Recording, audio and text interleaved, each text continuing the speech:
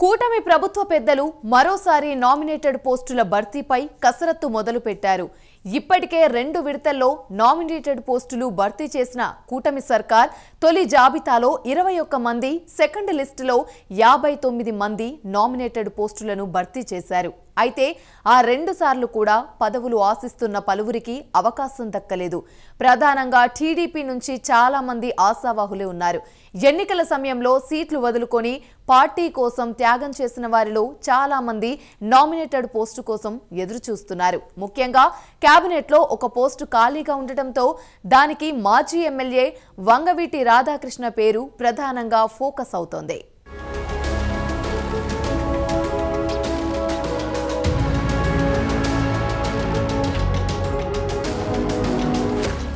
మూడో విడత నామినేటెడ్ పోస్టుల జాబితాపై CM Chandrababu, deputy CM Pawan Kalyan చర్చించినట్లు టీడీపీ వర్గాలు చెబుతున్నాయి. సుదీర్ఘంగా భేటీ అయిన ఇద్దరు నేతలు అనేక అంశాలపై చర్చించారట. దీనిలో నామినేటెడ్ పోస్టుల వ్యవహారం కూడా ప్రధానంగా చర్చకు వచ్చినట్లు చెబుతున్నారు.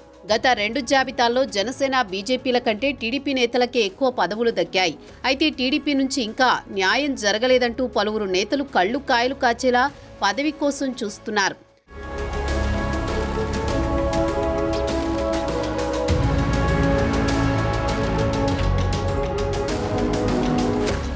ఇక జనసేన నుంచి అయితే చాలా మంది నేతలు టికెట్లు త్యాగం చేశారు.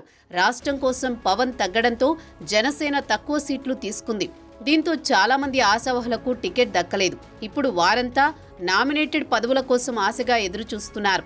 దాదాపు ఇంకా 60 కార్పొరేషన్ల పదవులను భర్తీ చేయాల్సి ఉంది. ఇందులో mineral development corporation, beverages corporation, APCOB, irrigation development corporation, beautification and greenery corporation, dairy development corporation, sheep and goat corporation పదవులు ఇంకా భర్తీ కాలేదు. అలాగే అధికార భాషా సంఘం, సాహిత్య academy, school education infra corporation, NEDCAP, ప్రణాళిక సంఘం, స్టేట్ ఫైనాన్స్ కార్పొరేషన్, కనీస వేతనాల కార్పొరేషన్ల పదవులు ఖాళీగా ఉన్నాయి.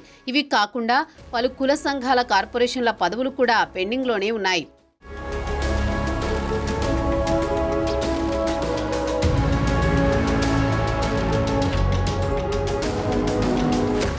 ఇక కేబినెట్లో ఖాళీగా ఉన్న ఒక బెర్త్ గురించి కూడా సీఎం, డిప్యూటీ సీఎంలు చర్చించారంటున్నారు. ఆ క్రమంలో ఆశావహుల్లో పలువురు కార్పొరేషన్ పదవుల కంటే ఎమ్మెల్సీ బెర్తుల కోసమే పట్టుబడుతున్నారట.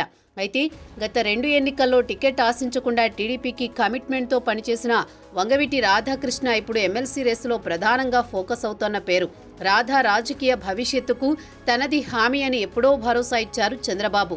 కాపు సామాజిక వర్గంలో హీరో వర్షిప్ ఉన్న వంగవీటి మోహనరంగ తనయుడిగా వంగవీటి రాధాకు ప్రత్యేక గుర్తింపు ఉంది. ఉప ముఖ్యమంత్రి పవన్ కళ్యాణ్తో కూడా రాధాకు సాన్నిహిత్యం ఉంది.